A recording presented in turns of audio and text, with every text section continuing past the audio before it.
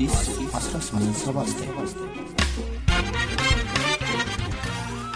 ይህ የአዲስ 1879 የራስጌ ማስታወሻ ነው።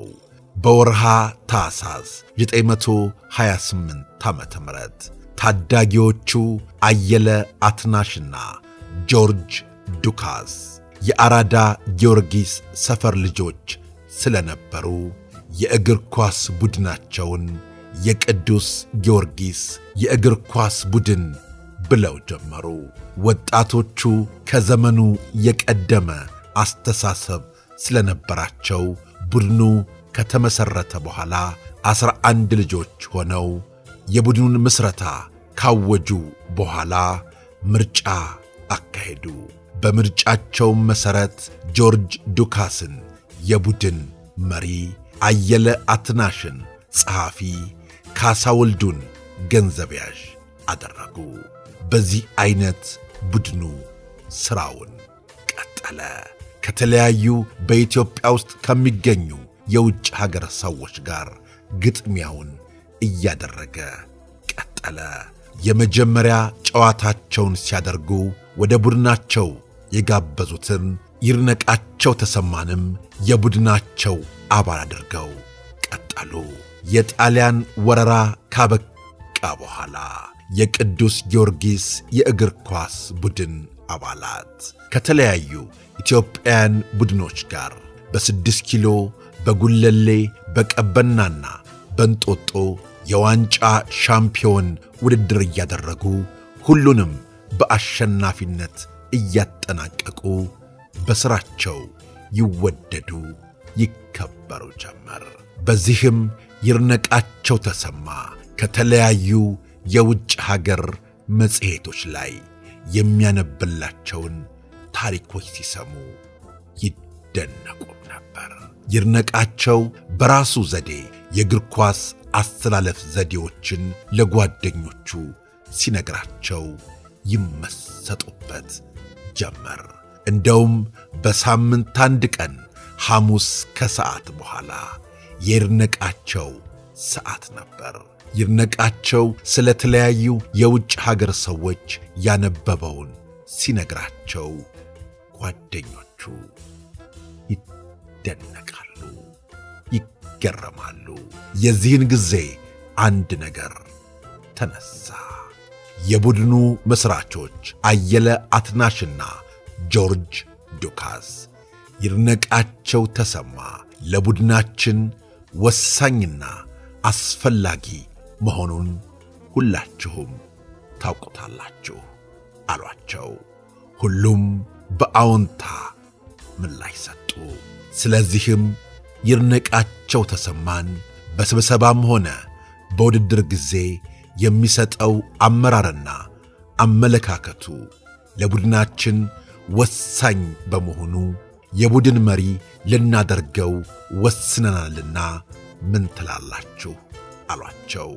ሁሉም የቡድኑ አባላት በአንድ ድምፅ ፈቅደናል፣ ይድነቃቸው የቡድናችን መሪ ይሁን ብለናል ብለው በጭብጨባ አረጋገጡ።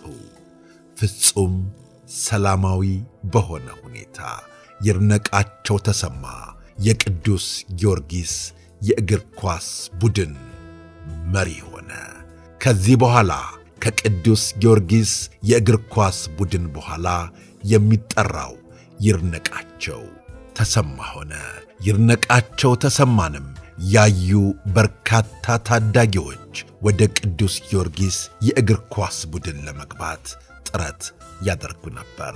በእርግጥም ይድነቃቸው ተሰማ ለቅዱስ ጊዮርጊስ የእግር ኳስ ቡድን ያደረጉት አስተዋጽኦ የተለየ ነበረ። እነሆ ቅዱስ ጊዮርጊስ የእግር ኳስ ቡድን 90 ዓመት ሞላው።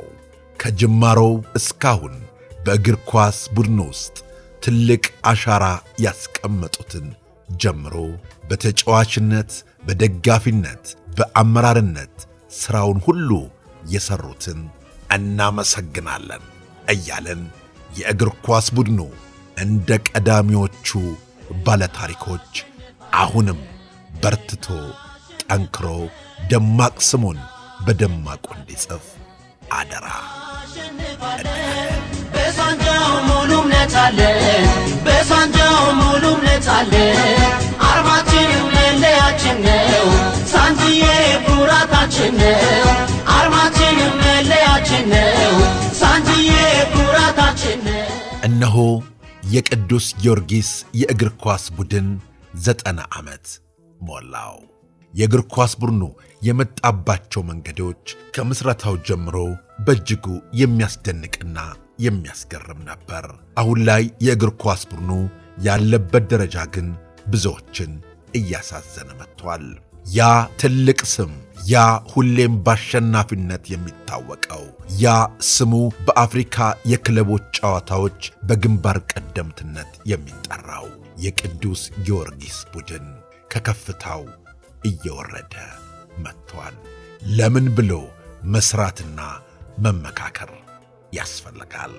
ቢሆንም እነሆ 90 ዓመቱን ሲያከብር እግር ኳሰኞቹን አጠቃላይ የቡድን ተጫዋች የነበሩትን በሙሉ ከልብ እናመሰግናለን። አዲስ 1879 አሁንም የተለያዩ ታሪኮችን ማቅረቡን ይቀጥላል።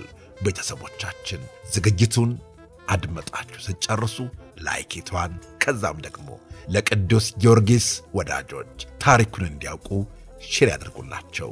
ሰብስክራይብ ማድረጉንም እንዳይዘነጉ። ስለ ሁሉም እናመሰግናለን። አዲስ 1879